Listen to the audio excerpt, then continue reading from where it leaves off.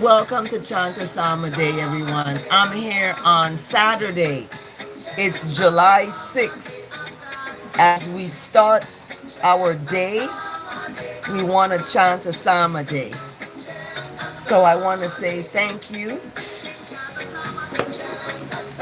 I want to give thanks for this day.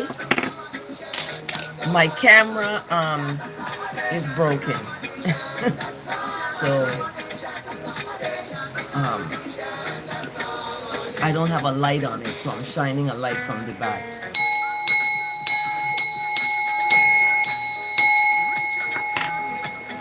Greetings again, and thank you for joining Chantasama Day. This is the day that righteousness has made. Let us rejoice in this day because we are here, we are alive. For those of you who are mourning, I mourn with you. For those of you who are rejoicing, I rejoice with you. So we're thankful that we can come together today to chant the psalm. Before we get started, there's some things I wanted to shout out about when it comes to moving on from a relationship. So moving on from a relationship, these are the things I suggest that you do. You find someone to talk to. Yeah, find someone to talk to that you can trust. Find someone that you can share your feelings with. Find someone that you can, talk to. And always be honest. Be, have integrity and be authentic, because that is the only way that you will be able to get over someone, okay? Especially when you have invested so much in the person, your love, your kind, all of it, your whole entire life, you've invested in the person. And this kind of reminds me of when people are married and they've invested like 30 years in the marriage, and the person finds someone else and they're devastated. If you look at, I think it was a movie that had that the woman, she built a business with her husband, and he met someone else at the business, and he left her for someone else. And she took his clothes. What is that movie? She took his clothes, put it all in a car and burnt it down. So everybody has, I'm talking about, their way of healing. I'm not going to do that. I'm not going to destroy anybody's stuff, and I'm not going to do that. I send love and kindness. So there's ways that you can heal from someone. And one of those ways is moving on to communicate with other people. Start dating, start going out. My entire graduate school was school. I was in school, work, school work. And then I met someone 2 years before I graduated with my PhD, and the dynamics shifted, because when you get a PhD, you are marketing yourself to different universities. So you have to go away to different schools. This is what happened. And yes, I was supported with my schooling and, my work in terms of encouraging me. But when it comes down to financial encouragement, that wasn't happening, okay? I was being taken financially. I was given this, given that, sacrificing my own self and my own family, my own children for a person. So I don't look at the person as someone bad, that they did me bad, no. I look at the person as I was the one. I can't look and blame anyone else. I am the one. So now I know how to move forward, because each relationship is a lesson that teaches you something to carry to the next. What I've been taught is don't be so willing to give so quickly. Okay, I met this person January 6th. I saw them in person at the movies. Then January 20th, they asked me to marry them. Then they asked me for a car, and it kept going like that, always asking for something.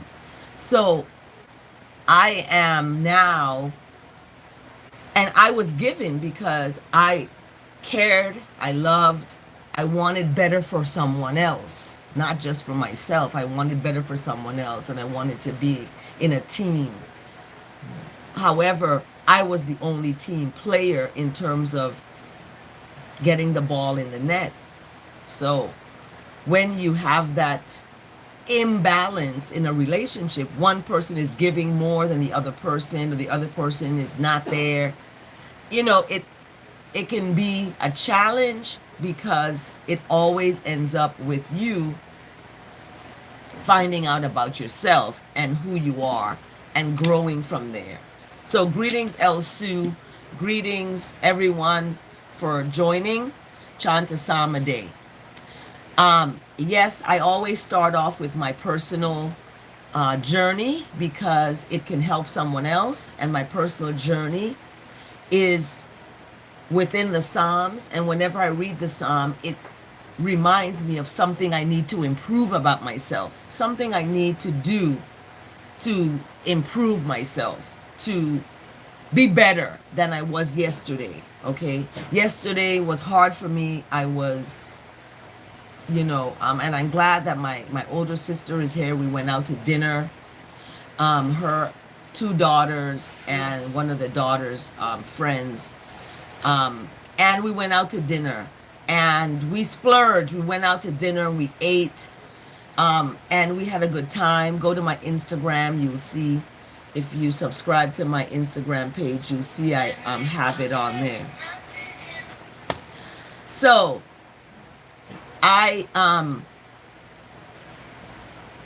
this Psalm today, create in I a clean heart, O righteousness. So we want to create a clean heart.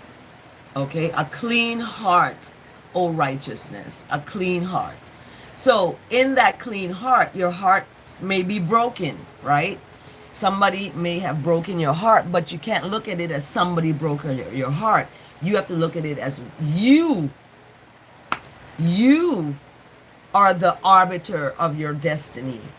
Your behavior creates your destiny. So somewhere along your journey or your path, you have did something to someone, now is coming back around. So I can't blame a person. I have to look at myself in that circumstances, and how I, or my past, or what I did prior, came around now today. You see? So this is how we can heal, by looking at ourselves. When we point fingers at someone else, that they're the cause of our unhappiness, or they're the ones who did this to us, we never get to heal. We never get to heal. So in the Psalm today, creating a clean heart, and you're getting this cleanliness from righteousness, mercy, goodness, and love. That's how you create a clean heart, by washing away all of the inequity, or the shortcomings, or the mistakes, or the missteps. You're washing all that away, and you're creating a cleanliness within you. So the Psalm today, 51, is when Nathan the prophet went to David after he had gone into Bathsheba. So this is sort of what I talked about, when a husband or wife finds someone else after 30 years, and this is what, happens. This is what happened. There was some adulterous behavior going on, right? David and Bathsheba. So Nathan, the prophet, went to David to tell him about what he did, you know. And it's good because when you can own up to what you did, when you can take that responsibility, it shows that you're on your road to healing because you have accepted what you've done, you have realized what you've done, and now you are becoming a better person because of that realization, because of that acknowledgement. You are letting that go. You are moving on from that. You're letting it go. So in verse 1, have mercy on I is how it starts off. We want mercy, but we don't want to give mercy to people, right? Sometimes we see someone and I don't like that person. I'm not giving them any water. Really? That's when you should give the person water. When you should try to help a person. When you feel you don't like that person. Push yourself to show mercy on someone you don't like. Right? Show mercy. Have mercy. So righteousness is where that comes from. And according to the steadfast love of righteousness is where mercy lives. And compassion lives. Mercy and compassion lives within those spaces. So according to the abundant mercy, blot out I transgressions. So because of this mercy that's abundant, everything that you have done is wiped away. It's a clean slate. Okay? It's wiped away. So in verse 2, wash I thoroughly from I shortcomings and cleanse I from I sin. It doesn't speak of cleansing I from the sin of others or the wrong that people have done me.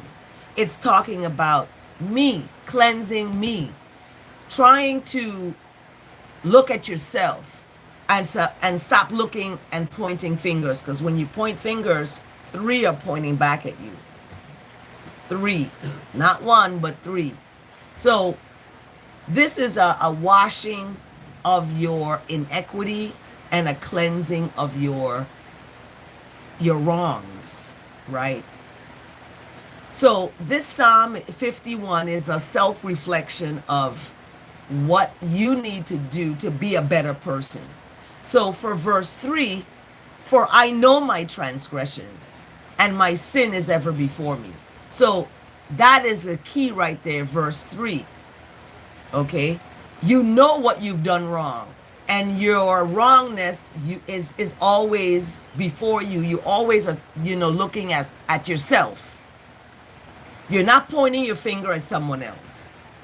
So in verse 3, it's an acknowledgement that you know you have transgressions. You know that you have sin. You're not perfect. You have fallen short of the glory.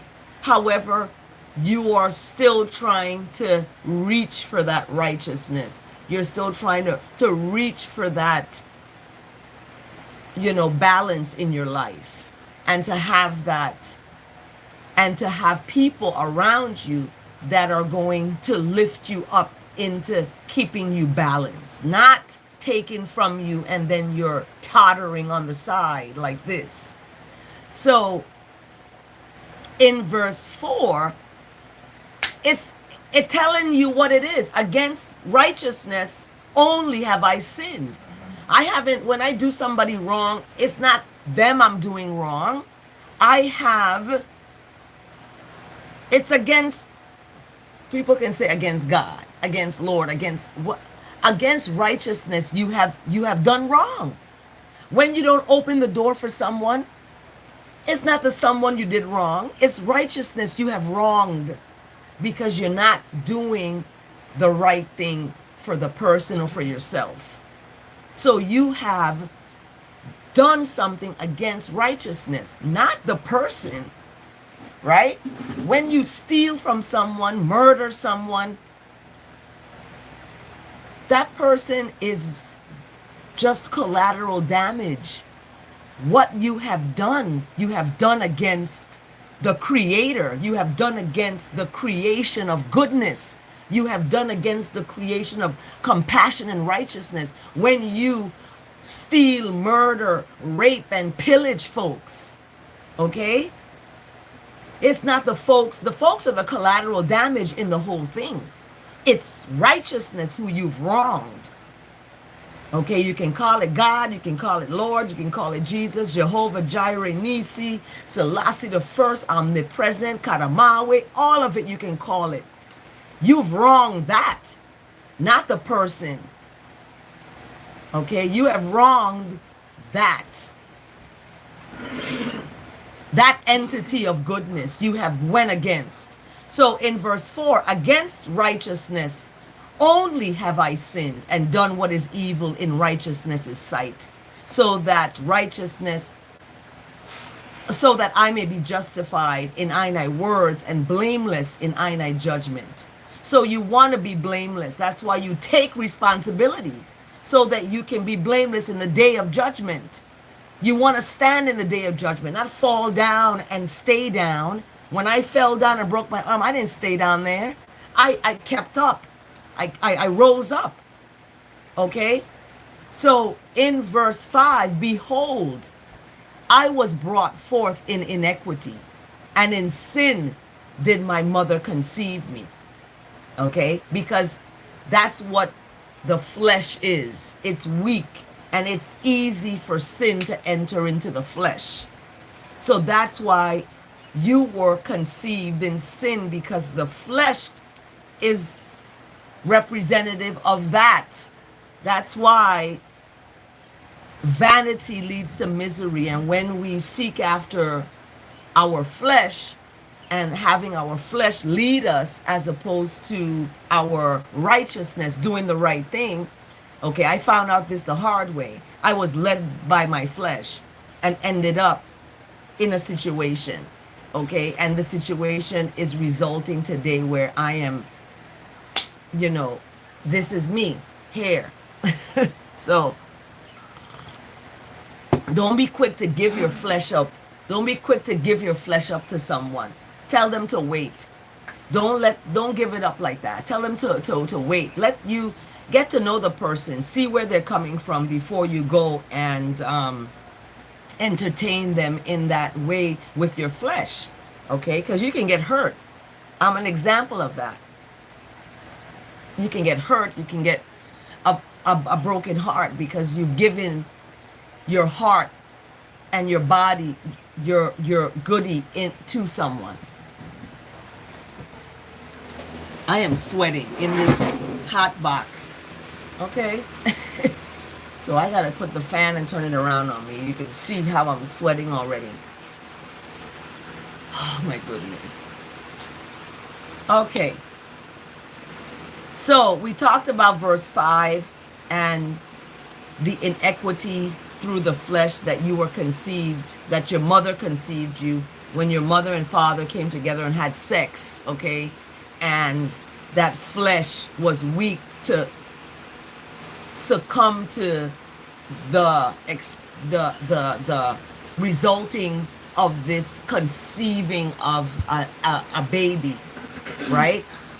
And in verse 6, behold, righteousness delights in truth in the inward being, and righteousness teaches I to be wise in the secret heart. So verse 6 is powerful because verse 6 is giving us what the framework is. And verse 6 is truth. When you delight in truth, when you're honest with people, when you tell people, look, you know what, this is not working like I did. In 2022, I said, we need to break this engagement off. It's not working. This is, you are doing things like you're single. You're not including me in that because I'm away. It shouldn't be that. I could be in China and you still should love me, right? So because of that, the idea of truth People don't want to share it because it may hurt someone's feelings. It's not about that. You hurt my feelings later when you hold back the truth and then you give it to me later. That's when it hurts more. So delight in truth, okay, everybody, in your relationships. Be about truth in your relationships. Don't be intimidated by someone because they have a PhD. You know, I'm not perfect. I don't know everything, and I'm passionate. I can talk about what I'm passionate about and be very oratorial and speak. I can communicate. I can speak my mind and express myself with words. I'm a librarian, for goodness sake. So that can be intimidating to people, but to some people it's sexy. Some people it's romantic when a person like myself can communicate with them. That to them is sexy. They love that. They are not intimidated by it. So sometimes we have to find our person by going through other people to get to that person. That's our person. That's going to accept us for our intelligence and not look at our intelligence as a threat, or as I'm better than you, or I'm above you, or I'm more intelligent than you. No. When I am on campus teaching and the custodians are cleaning the classroom, I talk to them and I'm like, thank you for what you do. I'm no better than you because I'm a professor and you're a custodian. You can teach me something as I can teach you. We can teach each other. You know what the custodian told me? She said, oh my goodness, are you a Christian? You just seem so kind, and you took time to talk to me. I said, yes, because of the fact that I look at everyone as a representation of the Creator. So I'm not looking down on anybody because their job is working at Walmart or their job is cleaning the schools. No, I look at them as just as important as somebody who is a judge or a lawyer or a police officer or somebody who is serving the community. They're serving their community by cleaning the school or by picking up the trash, okay? They're doing that. So I cannot look down on anyone. So when I talk about truth in the inward being, you want to be taught how to be wise in the secret of your heart. That secret place of your heart that sometimes you give to other people, you let them in, right? And you give them that secret place in your heart. And sometimes they don't take care of it the right way. You are responsible. You're ultimately responsible. So in verse 7, this is where white supremacy comes in the scriptures, in verse 7, when they talk about cleanliness compared to being whiter than snow. So when we look at white as right and black as death and sin, that is where white supremacy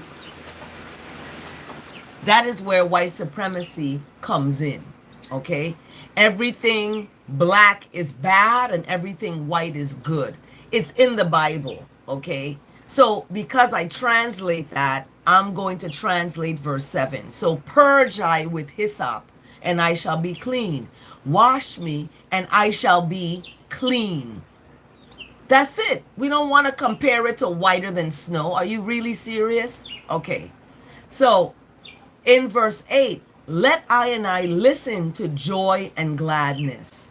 Let I listen to joy and gladness, right? Let the bones that have been broken rejoice. Remember I told y'all I broke this arm. Let the bones I have broken rejoice. Okay? This is verse 8. Very powerful because that's the cleaning and the cleanse of the heart. So verse 9, hide righteousness face from I and I sins, and blot out all of my wrongs. Verse 10, create in I a clean heart, O righteousness, and renew a righteousness within I. So we want to be renewed. Every day we get up, it's a new day. It's a new opportunity to do something good. It's a new opportunity to embrace something powerful. Okay? Some people are this morning at the casino, still in there playing, at the casino, giving their money away. People commit suicide at the casino because they've given everything away. People are lost out there. I am pleading that people out there find themselves. Find yourself. And once you do, all those things are going to fall away. Those things of the world that you're seeking after are going to fall away. We're eating up the flesh of the earth. We're at jobs that we're not happy. We're just sitting there all day at a job we're not happy. How can you partner with someone when you yourself is not together? Get yourself together before you come together with someone. Really, honestly. Okay? So in verse 11, because verse 10 is talking about renewing our righteousness, right? In verse 11, cast I and I not away from the presence of righteousness, and do not take righteousness away from I. That sacred goodness. I don't want that taken away. So verse 11 is a pleading. It's like, cast I and I not away from the presence of righteousness. Okay? Do not, and take not the sacred righteousness. I don't want to use the word holy. I go deeper. I use the word sacred, right? Sacred righteousness. Don't take that away from I. And verse 12, restore now. So instead of taking it away, restore it. Restore righteousness to I, the joy of righteousness. So restore the idea of, oh, I feel good doing good. This is nice. I like to do good. I'm joyful doing good. This is really good. I like this, That is what restoration to I and I, the joy of righteousness is. It's the future, okay? Upholding I with a willing righteousness. So I'm willing to do good. Nobody has to tell me clean up. I'm doing it, right? Because that's what's good. I love to do that. So you're willing to do good. You have a willing iris, a willing righteousness. Then I will teach transgressors righteousness. Those who have sinned will return to righteousness. Okay? They're going to get off of the casino. They're going to get off of the Don Julio reposado. They're going to get off of the late nights. They're going to get off of all these things of the world that are bringing them sorrow. It's bringing them sorrow, frustration, pain, and anguish.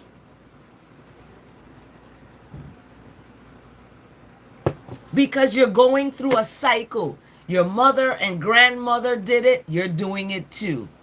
And your mother and grandmother are probably, watching like, wait a minute, don't do what we did. Stop. This is going to be the outcome. You're going to be, living from paycheck to paycheck. You're going to be, homeless. You're going to be, come on. So we want to be able to teach people righteousness, not let them go into wrongness. Okay? We want to, and sinners are going to return to righteousness. So verse 14 is powerful. Deliver I from bloodthirsty, check it out now, from blood guiltiness, O righteousness. So people who got blood on their hands, who have done things that are guilty, I want to be delivered from folks like that. My mom told me something. These certain people got their hands are messy, and I was like, what? What does that mean? And this is what it is. Blood guiltiness is about you got stuff on your hands. You've been stealing. In other words, you've been taking stuff that's not yours, or you've been lying to people, telling them you love them, but then you really don't. You just want something from them. So that is what I am going to be delivered from. I receive verse 14. Deliver me from that. O righteousness of I and I future. So that is the future that I want. I don't want to be around people who have done things that they're not taking responsibility for. So that's why, because when you're delivered from these things, your future is going to be bright, right? You're not going to have a future where you're going to be struggling with bills, because you have what? Been taught. You've been taught righteousness, and wrongness and sin that you are doing, you're going to return to righteousness. You're going to return to that, okay?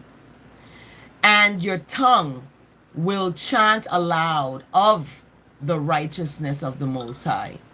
You will chant aloud of the righteousness of the Most High, okay? That is going to be what's going to happen with your tongue. You may use your tongue to tongue kiss. You may use your tongue for cunnilingus. But your tongue is going to chant aloud of the Most High's righteousness. Okay? It's going to chant aloud of the Most High's righteousness. And that's going to be the case. So, righteousness, open I lips, and I mouth will declare your adulation. Verse 16, for righteousness will not delight in sacrifice, or I would give sacrifice. Righteousness is not pleased with a burnt offering, right? Verse 17, check out what the sacrifices of righteousness are. A broken heart.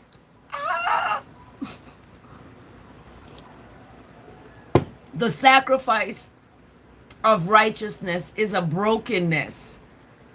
A broken and a broken heart, basically.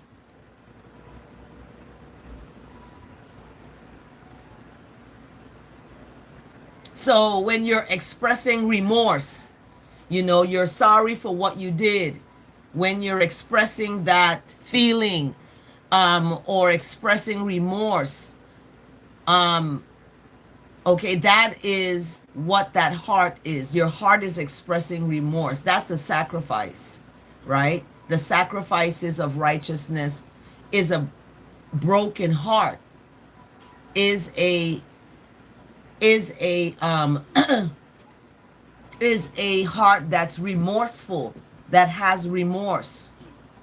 Okay? That has remorse. So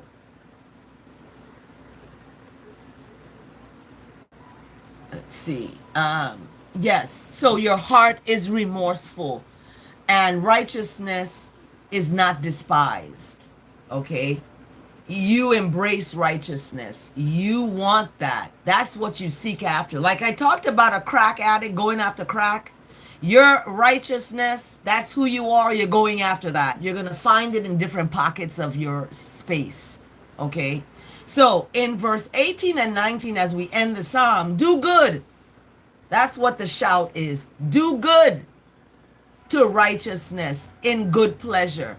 Build up the walls of righteousness. Then will righteousness delight in your right sacrifices. Okay? In burnt offerings and full burnt offerings. Then bulls will be offered on your altar. Now, the former things have passed, so we're not offering any bulls up anymore like that. However, you're going to delight in righteousness, in the sacrifices of that. So instead of going to the casino, you may take that money and put it in an investment so that the money can turn itself over. Oh my goodness, excuse me.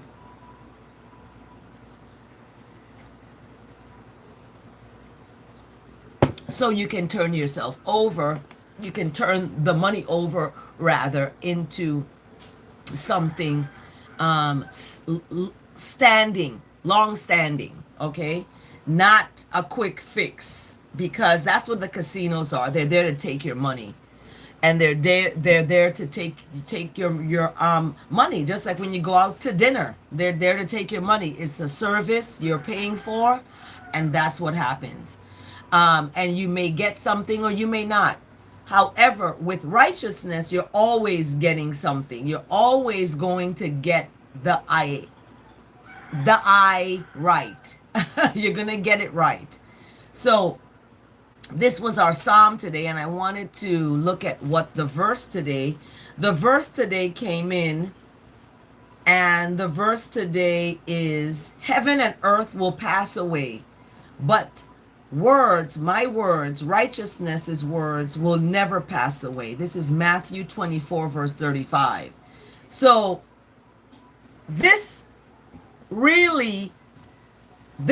today explains the Psalm today, 51. It explains the Psalm today, 51, seriously, because the Psalm 51 is about creating a clean heart, right? And then the verse today is about righteousness never passing away. The words of righteousness never passing away. So when we look at Matthew chapter 24, verse 35, it's significant in that words are powerful. Words, when you pick up the phone and you answer hello, you are inviting hell into your place. Hell is low. I don't want to go there. So don't greet me with hello. I don't want to go to hell. I don't want to be low. I want to seek for what is above. So I'm going to greet you. Hi, greetings, howdy, how are you? Something except for hello. How do you say greetings in your language, right? I want to know that, because the English language has words that are oppressive, because the English language in America is oppressive because America is oppressive to black people. America has been oppressive to black people. So they use the words, as Martin Luther King said, is couched in the words. They use the word black in a negative. Black is evil, black is bad, black is sin. When, on the other hand, white is, right. And this mentality has perpetuated itself throughout generations and generations. Believe it. Okay? They believe it. So just like Harriet Tubman wanted to free the enslaved Africans, they didn't want to be free. They were like, we're good. We good. Master feeding us. He might rape us once in a while. I might have a couple babies for him, but I'm good. I don't need to go and be free. I can be here. And Harriet was like, wait a minute, what the heck? What are you talking about? You're being oppressed. They're taking advantage of you. What are you doing? And people don't want to hear it. When you tell a person, look, that woman is taking advantage, they don't want to hear it until it's too late. Then they left with a bucket and a hole in it. So people cannot get their freedom or be free until they themselves free themselves from their own mental slavery. Nobody else can free you but you.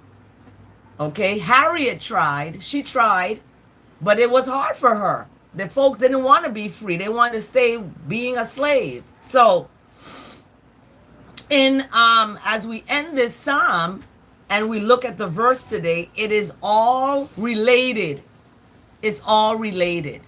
So when we look at the word today, that's what I want to find, everybody. The word today. The word today for July 6th. The word today is bold. Bold. B-O-L-D. Bold. Okay? I leave bravado behind and find my boldness in righteousness. That's what you do. You find your boldness in righteousness. Be bold about that, right? So let's read the word real quick. When I struggle to get ahead, push to make my opinions known, or find myself in competition with others, I may feel alone and become weary from exerting so much effort. However, everything becomes easier when I begin with righteousness, when I begin with goodness and mercy and love and kindness, when my thoughts and words affirm that divine strength and intelligence are mine to claim and express. These attributes flow through me and color every aspect of my life. God's strength, or righteousness' strength, is my strength. When I live this way, I am quietly and self-assuredly bold, living in cooperation with others, not competition. I'm not competing with you. I am cooperating with you, but you're not cooperating with me. I cooperate, but you're not cooperating. So there's a competition happening, right? When I assert myself, I do it calmly, knowing righteousness is with and within me, and trusting the highest and best results are already on their way. Okay? So for those of you who come into my live and say hello, I don't use the word hello because hell is low and I don't want to go. So I respect that you're using hello, but I don't use that word. That's not a word that I use. So I want to, let's see, trying to find a way to take that word out of there, hello. So anyway, when we look at the word today, you're going to have the highest and best results are already on the way because you trust and you know righteousness is within you. It's not outside of you. It's right there in you. So this word today, bold, is supported by Acts 19, verse 8. And Acts 19, verse 8 says, righteousness entered the place and for 3 months spoke out boldly and argued pervasively about righteousness's place. Okay, so Acts chapter 19, verse 8, righteousness entered the synagogue and for 3 months spoke out boldly and argued now pervasively persuasively, not pervasive, persuasively to persuade folks about the place of righteousness and where that place is. It is dwelling inside of you. It's inside of you.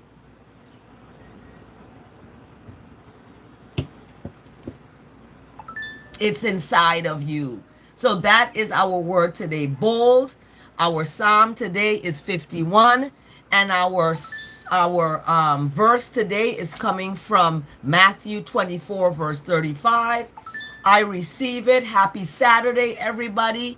Let's chant a psalm a day, everyone. We're going to chant a psalm a day, every day. Thanks for joining, and greetings and good tidings to everybody. Greetings and good tidings. Remember, we don't use the word hello. Hell is low. We don't want to go. Okay? I don't want hell in my life. I've already dealt with too much hell. I don't want any more.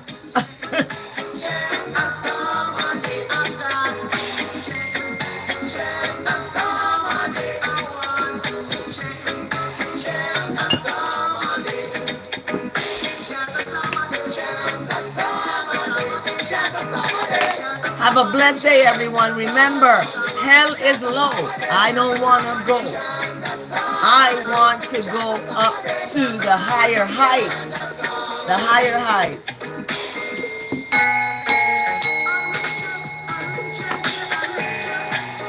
Bless. Have a good day, everyone.